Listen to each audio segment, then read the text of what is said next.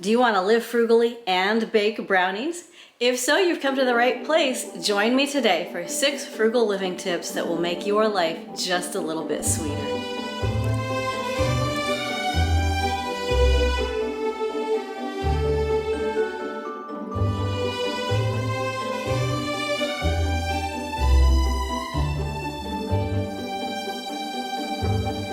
Welcome, I'm Amy and I give you tips and tools for frugal living. Let's get right to these 6 tips. Number 1, find a creative use for that pantry lurker. Now you may recall that I have been going through a kitchen organizing phase. I discovered that I have some gluten-free flour, which we were using for a while and then we're no longer using, and it had become a lurker. So the first thing that I did was to check to see if it was still good. And indeed, at the time that I am recording this is more than good. It's just fine. I can use it. Now I happen to be on the back of the package, and look what I found. Our recipe for deep, dark, fudgy brownies. So to make these brownies, first thing you do is set your oven to 350. These brownies call for a very simple collection of dry ingredients, starting with, of course, the star of this show, some cocoa powder, unsweetened, and sugar. And then you have your baking powder and salt. And of course, my lurker in the pantry, gluten-free flour. So first you add your dry ingredients to the bowl all together. And I like to sift mine, and here is the result. At this point, if you're going to add in the nuts here, the chocolate chips, any other items that you want to add them in now. Because how many times have you added dried fruit or nuts or chips to a recipe and it sinks to the bottom of the batter? Well, they say mix it in with the dry ingredients, and then it gets coated with the flour and all the other dried ingredients. It doesn't sink to the bottom. The wet ingredients are very simple. It is 3 large eggs, 1/2 cup of vegetable oil, and 2 tablespoons of water. And just pour it in and mix it. When you get done, the batter is quite thick. This really has a consistency somewhere between a batter and a very sticky dough. I used a fork and a spatula to mix it up, and I almost wanted to get in there with my hands, but I figured it was a little too sticky for that. Then you just put it into your pan. I'm using this heart pan because it's the only one that I have right now that's the right size. I had to dollop this in with a spatula and then kind of almost press it into place because it is something like a dough and something like a batter. And there she is, going for her nap. I'll start checking my oven at about 35 minutes, and then usually somewhere between 35 and 45 it'll be done. As you can see, although I found this lurker just last week, I've already made these brownies, and I'm making them again because they're so good we can't stop eating them. So I really would love to see you try this. If you have a lurker in your pantry and it's not some sort of gluten-free flour, I bet you can find something yummy to make with it. Number 2 is a weird one.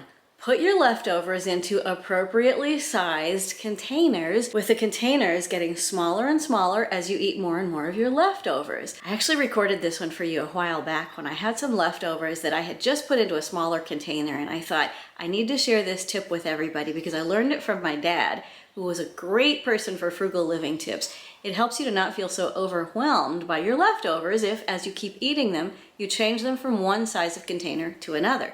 So come with me and let's see how I did it. I made a big batch of Swedish meatballs. In our cuisine here at home, we like to travel the world even without leaving our kitchen. It's just something we like to do. So I had a big batch of Swedish meatballs, and they almost overflowed this huge brown glass container that I have. Well, after a day or two of eating the leftovers of those meatballs, there were really only a few left, but they were still lurking in this big, huge dish. And it made me feel a little bit intimidated. I felt like, can I really eat all of this? I don't know, it seems like I haven't even started eating this. And then I pulled out a very small container that the meatballs and the sauce would fit in, and I put it in there, and suddenly I was like, aha, feeling of accomplishment. I had a big dish of Swedish meatballs, I ate them, and then I have the leftovers in a nice container that doesn't make me feel intimidated and feels like finishing up those leftovers is possible. This can also work going from a small dish into an even smaller dish. I did this with some mashed potatoes. I had a small bunch of potatoes that needed to be cooked up, and I made a small batch of mashed potatoes and then ate a bunch of it because mashed potatoes, I mean, you're gonna eat them, right? And so I was like, this is still feeling like I have all these same mashed potatoes that I started with. Put them in an even smaller container, and suddenly I feel like patting myself on the back for using up leftovers in a delicious way, for eating them, and for giving myself a small portion for later. I learned this from my dad, so I want to give credit where credit is due. But if you can, on a daily basis, go through your fridge and your pantry and reportion your leftovers so they are in appropriately sized containers, you will feel a frugal living triumph, and you won't feel so intimidated by what's in your fridge. So repackage those leftovers. Number 3, organize your children's childhood items, or your grandchildren's childhood items, or any childhood items of any person you have ever come in contact with who gave you childhood items. This can be tricky because these items are created by young people with big hearts who are very sentimental about their possessions for about 5 seconds, and then you feel the need to keep them forever and ever. And I learned a method from a friend many years ago, which has saved my sanity, saved my organization, and really helped me to live more frugally because I don't need as much space as I otherwise would to keep all my kids' stuff. So let's take a walk through my house. I want to take you to a special filing cabinet that I have that is just for my kids' stuff. And I want to show you how small a space I have for each kid. I have 2. And they each have this. This set of filing drawers is for one kid, and this set of filing drawers is for another kid. A representative sampling of artwork here. So the general idea is that for each year of the child's life, particularly once they get into school or they are doing lots of artwork and lots of projects, is for each year you go at the end of the year and save back some representative sampling of their artwork, of their math homework, of whatever it is that you want to save. And that year gets its own filing folder. And once you get that folder filled up, then you can add another folder if you want. But it's basically a way to keep everything contained year by year. If you have a big, huge box of stuff for kids or for grandkids, you might want to think about going through this. It took me a while once I got started, and I had to spread everything out on the living room floor. And it took, I don't know, a couple of afternoons, but once it was done, it was done. And this set of filing drawers right here can travel with me fairly easily wherever I go. Or if the kids want to take them with them someday, they can do that very easily. And I also want to take you out into my garage because there are some things that don't fit. My kids took art classes most of the way through elementary school, and they have these big art portfolios. So I have a little closet in my garage. Here we have their art portfolios. And so these things that are just too big or too bulky, but that I really want to save, they also have a place out here. I think it's important to keep these things from my kids' lives, but I also don't want to be overwhelmed by them, and I don't want them to hamper my frugal living journey, because part of my frugal living journey is to be organized, to be decluttered, and to feel like my home has a sense of spaciousness. And by just keeping a few things from each year of the child's life and finding one space to contain them in, I'm able to live frugally, I'm able to live in an organized manner, and I have wonderful memories with me everywhere I go. Number 4, I'm so excited to share with you. Make it functional, even if you have to spend a little bit of money. This is one of those things where those of us who like to live frugally, sometimes we will decide, oh, I'll just keep making it work, and I'll just keep making it work, and I'll just keep making it work. And sure, we can keep making it work, but sometimes it stops functioning, and you have to spend a little money to make something work for you. I have always traveled quite a bit, and I expect to travel quite a bit more as I get older and I get more time to myself. And I don't like the way I've been traveling because I just grab any old backpack and any old suitcase that I've had for the last 10, 15, 20 years, and I carry it with me, and it's inconvenient. And so I recently made some purchases that are going to be with me for at least the next 10 years, which are going to make my life so much happier. I can't wait to share them with you. You may recall my showing you my frugal purse, which I have one of. Well, I've decided to do something a little bit different, and I want to share it with you right here. In case you've missed it the first time, this is what my one purse is. It's just very wide and very bulky, and I have enjoyed it very much, but I realized that for traveling, I want something flat. And I found flat purses made of leather at a reasonable price on Amazon, and I bought 2 because that way I can have them forever. These purses have a pocket for a phone, a zipper pocket, and then 2 zippered pouches on the front.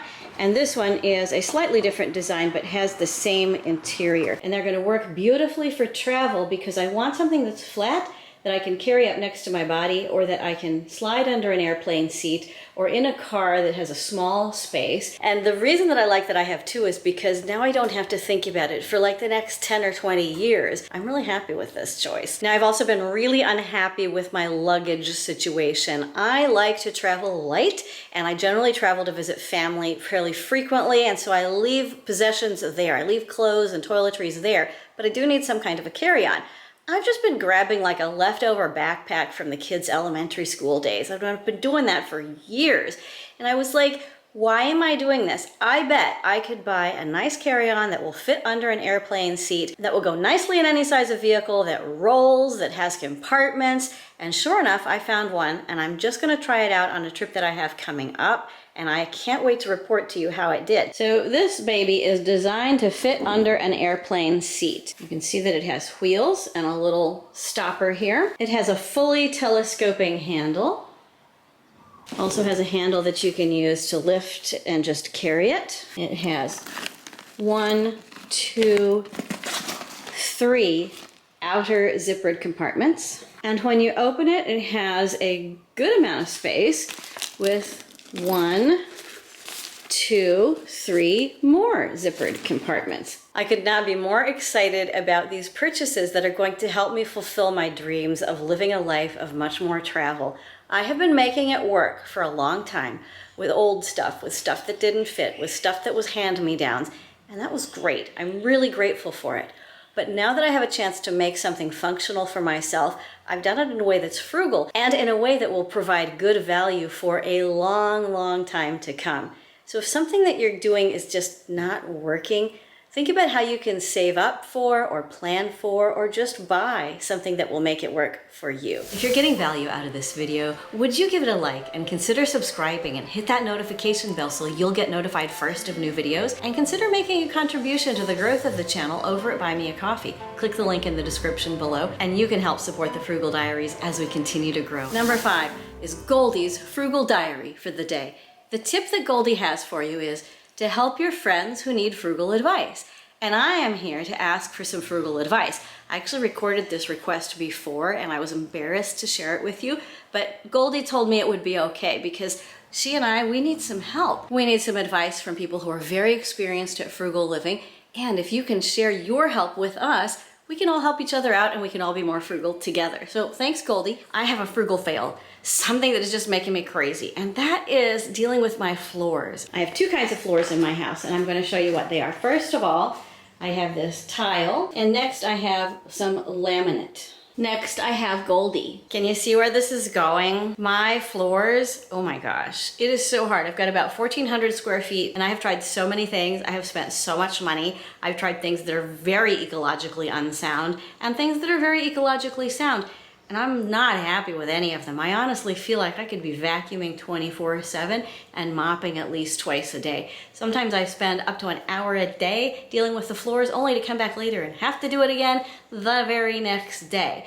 So if you have some tips, if you have a very sheddy dog or people in your house with lots of long hair, tell me, how do you deal with your floors, especially if you've got all hard floors? I really need some help. I feel like I've spent enough money and I need to reach out to the community and tell me what you got that works for you, that keeps you from having to spend an hour a day on your floors just to make them walkable. Thanks in advance. Number 6 is to be yourself. I recorded this a few days ago when I was really thinking about the importance of living our true selves and our true lives.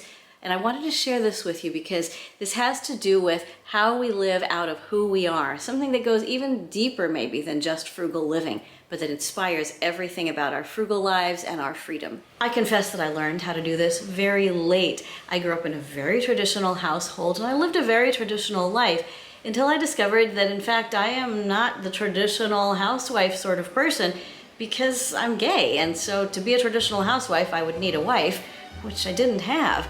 This resulted in a huge life change for me and for my family, and it might have seemed really difficult at the time, but becoming myself, becoming the person that I was meant to be, has led me here to talking to you with confidence about my life as a frugal person. Most people don't need to make such a momentous discovery about themselves when they are halfway through their adulthood as I did, but there may be something inside of you that you've always wanted to give a chance to grow. Something that is really you. It could be baking cakes. It could be becoming an organizational expert. It could be playing with your grandchildren. Whatever it is, I know there's something inside of you that as soon as I said, be yourself, you went, yeah, but... And I'm here to tell you that if I can do it, you can too. Be yourself. Everybody else is taken, and we really need you and your voice in the world. Today's quote is anonymous, but you probably know it just as well as I do. Normal is just a setting on your dryer. If you have been wondering if all of the things that you're trying to become more frugal are actually normal and okay, they're okay. Normal is just a setting on your dryer. Wherever you are on your frugal living journey, take the next step, whatever that next step is for you, and know that you are not alone, and I am so proud of you. Live frugally, change your life, and together we will change the world. I can't wait to see you again soon. Bye-bye.